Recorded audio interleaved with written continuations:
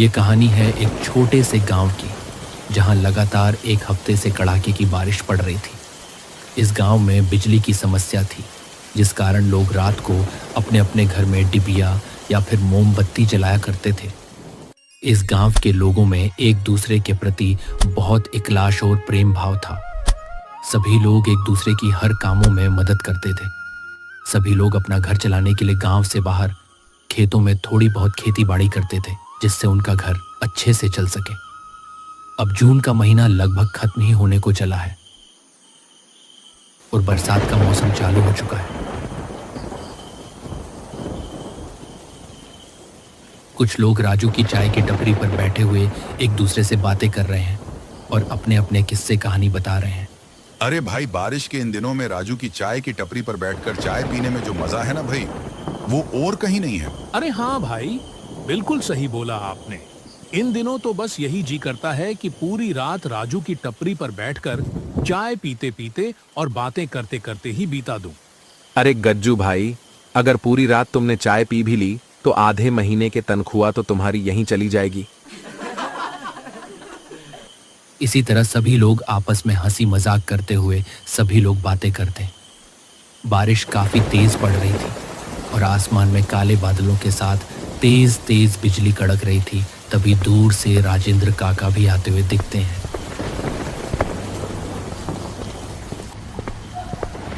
अरे राजेंद्र काका, कहाँ से आ रहे हो?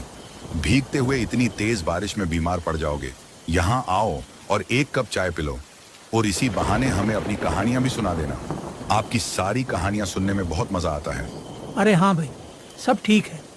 घर पर और जाने का क्या है, यही दफ्तर गया था किसी काम से। अब वो काम तो पूरा हुआ नहीं और ऊपर से इतनी तेज बारिश और शुरू हो गई। अरे हाँ काका, इस बारिश से तो हम भी परेशान हैं, लेकिन इस बारिश में यहाँ राजू की टपरी पर बैठकर सभी दोस्तों के साथ चाय पीने में बहुत आनंद आता है, और साथ में आपकी कहानियां सुनने में तो और भी ज्यादा मजा आ जाता है। अरे हाँ काका, सुनाओ ना अपनी एक दो कहानी। ठीक है बेटा, तुम कहते हो तो रुक जाता हूँ। पर बेटा, मैं तुम्हें जो कहानियाँ सुनाता हूँ वो सब कहानियाँ नहीं, एक सच्ची घटनाएं होती हैं। अरे काका, चलो मान लिया आपकी सभी कहानियां सच्ची होती हैं, अब तो आ जाओ। ठीक है बेटा, आज मैं तुम्हें इन्हीं दिनों की एक अपने साथ घटित विचित्र कहानी सुनाता हूँ। अरे भाई राजू, काका के लिए एक कप कड़क चाय लगाओ।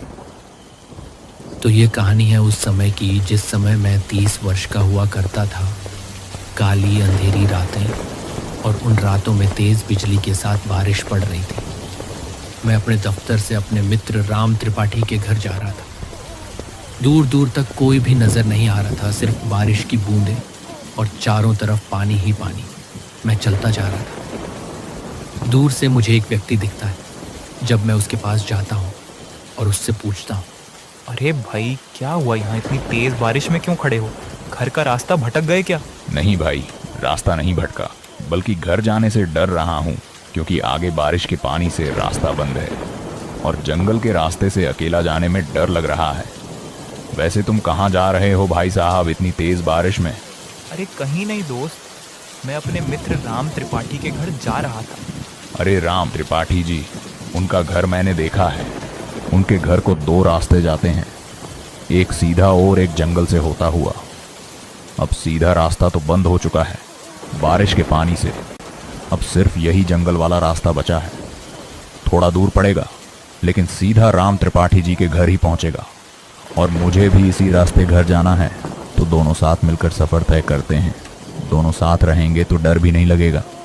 मुझे भी इसकी बातों पर विश्वास आ गया और मैंने भी उसके साथ जंगल के रास्ते से ही जाने के लिए हाँ में सिर हिला दिया।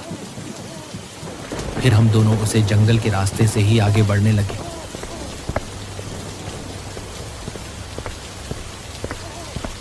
चारों ओर घने जंगल और घने जंगलों में सिर्फ जंगली जानवरों के गुर्राने की आवाज ही आ रही थी। डर तो मुझे भी काफी लग रहा था, क्योंकि इतनी तेज बारिश और ये जंगली जानवरों का गुर्राना और अनजान सड़क पर अनजान व्यक्ति जो मुझे जंगल के रास्ते से जाने के लिए कहता है, ये सब मुझे काफ़ी अजीब लग रहा था। लेकिन मैं कुछ नहीं कर सकता था, इसलिए मैं भी उसे व्यक्ति के साथ आगे बढ़ता चला जा रहा था। क्या पता यह व्यक्ति मुझे मेरी मंजिल तक पहुंचा ही दे। बारिश अब अपना और विकराल रूप ले चुकी थी। बारिश पहले के मुकाबले बहुत तेज हो चुकी थी।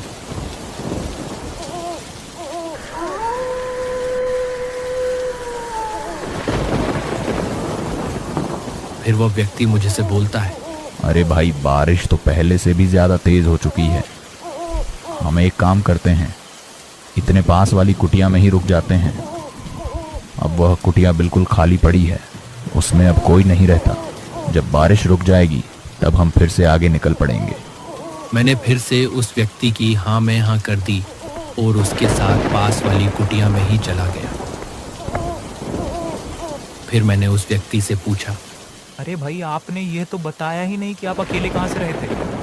अरे क्या बताऊं भाई, अभी अभी दफ्तर से आ रहा हूं। उसके ये बात बोलते ही मुझे थोड़ा थोड़ा डर लगने लगा, क्योंकि सारे दफ्तर शाम 6 बजे बंद कर दिए जाते हैं और ये बोल रहा था कि ये अभी अभी दफ्तर से आ रहा है, जबकि इस समय पूरे 9 बजे चुके थे। इस समय भला कोई दफ्तर कैसे खुल रहा होगा? इस बात पर मुझे थोड़ी थोड़ी शंका होने लगी, पर मैं ज़्यादा ध्यान नहीं दिया और हम दोनों बहुत समय तक यूं ही आपस में बातें करते रहे। लेकिन बारिश रुकने का नाम ही नहीं ले रही थी। तभी आकाश से एक तेज़ बिजली कड़कती है और बारिश थोड़ी धीमी हो जाती है। लेकिन तभी दूर से किसी बच्चे की अजीब तरीके से रोने की आवाज़ आती है।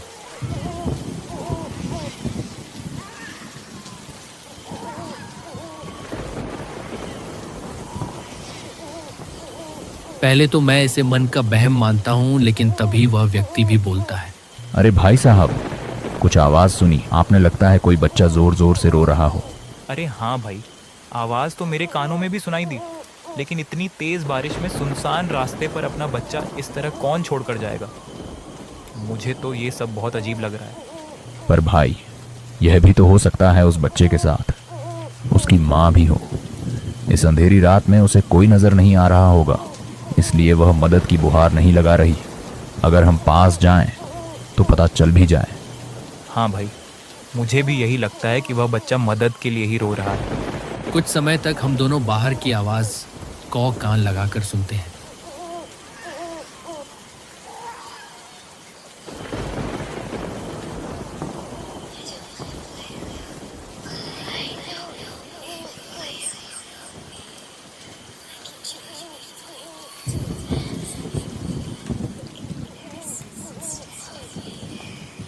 वह आवाज़ स्पष्ट सुनाई पड़ रही थी। कभी तो किसी बच्चे की रोने की आवाज़ आ रही थी, तो कभी किसी लड़की की हंसने और गाने की आवाज़। मैं तो काफ़ी डर चुका था। हमें एक बार चलकर देखना चाहिए, शायद वह बच्चे मुसीबत में हैं। अरे भाई, अगर कोई मुसीबत में हो भी तो इस तरह हंसता और गाता कौन है? मुझे तो ये कुछ अजीब लग रहा है। मुझे कुछ भी ठीक नहीं लग रहा। अरे चलिए ना, एक बार चलने में क्या जाता है, क्या पता वह बेचारे सच में मुसीबत में हो।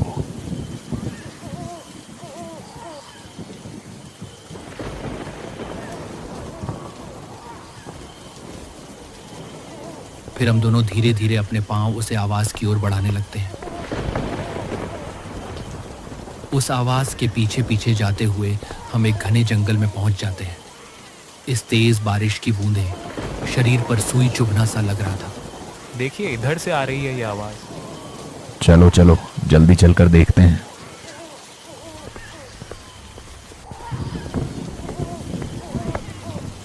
हम दोनों उस आवाज़ के पीछे पीछे एक घनघोर जंगल के बीच आ चुके थे। रात के अंधेरे में ज़्यादा दूर तक आंखों से देख पाना मुश्किल हो रहा था। तभी आसमान में तेज़ बिजली कड़कती है और उस बिजली की परछाई में मुझे एक हड्डियों से खड़ा कंकाल नज़र आता है।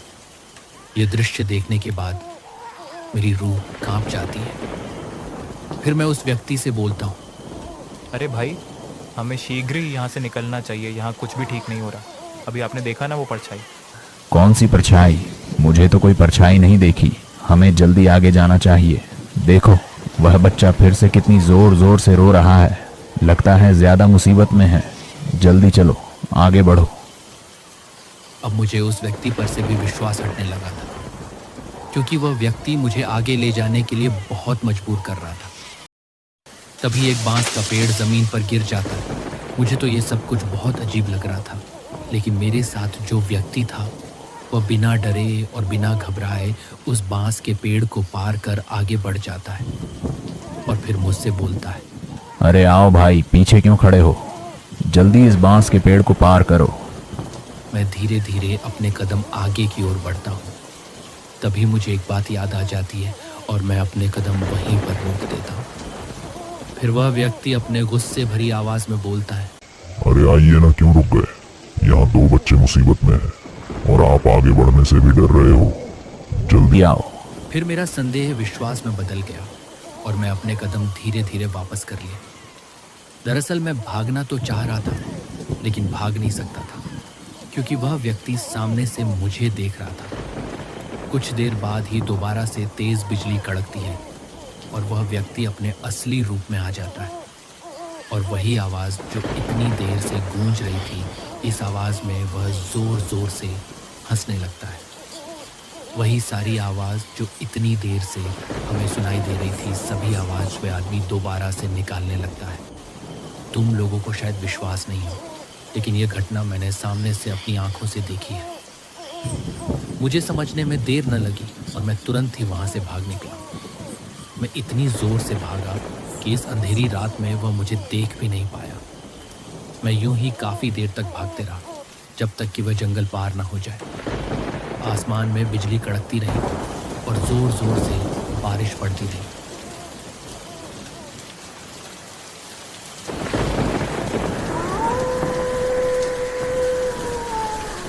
थोड़ी दूर जाने पर ही मुझे मेरा मित्र राम त्रिपाठी आवाज़ लगाता है, अरे राजेंद्र, मेरे घर का रास्ता याद नहीं रहा था किया तुझे।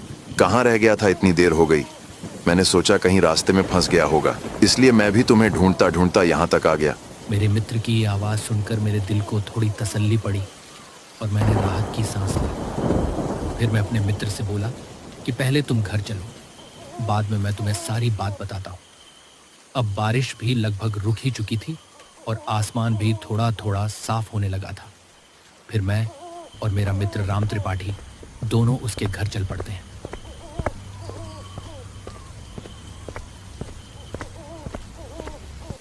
घर जाकर मैं त्रिपाठी को अपने साथ घटित सारी घटना बताता हूँ।